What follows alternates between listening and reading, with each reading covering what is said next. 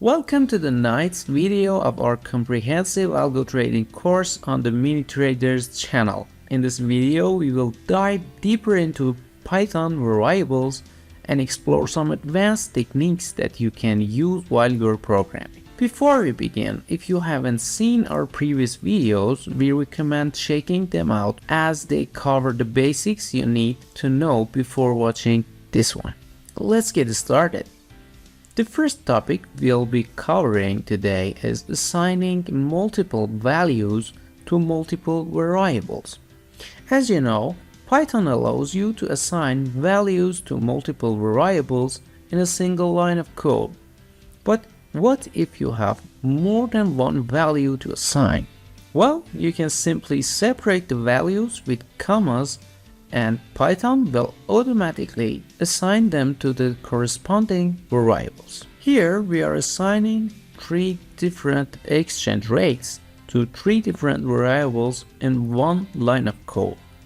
This technique can save you a lot of time when working with large data sets.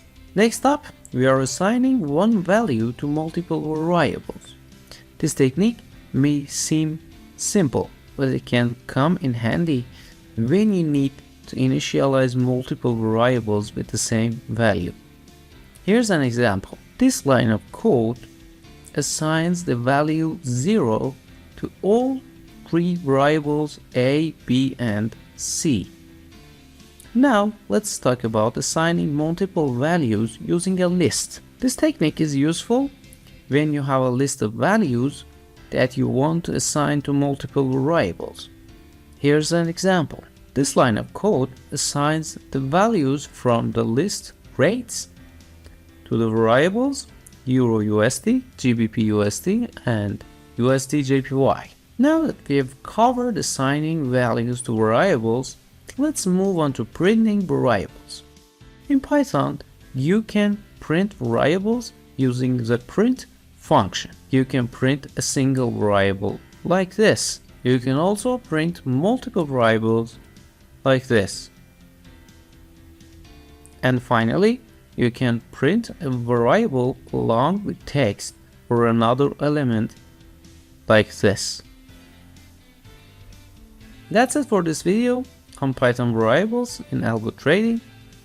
We covered assigning multiple values to multiple variables, assigning one value to multiple variables, assigning multiple values using a list, and printing variables. We hope you found this video informative and helpful. If you did, please consider subscribing to our channel and hitting the notification bell to stay updated on future videos. Don't forget to practice what you've learned today, and we'll see you in the next video. Thanks for watching, have a good time, and bye.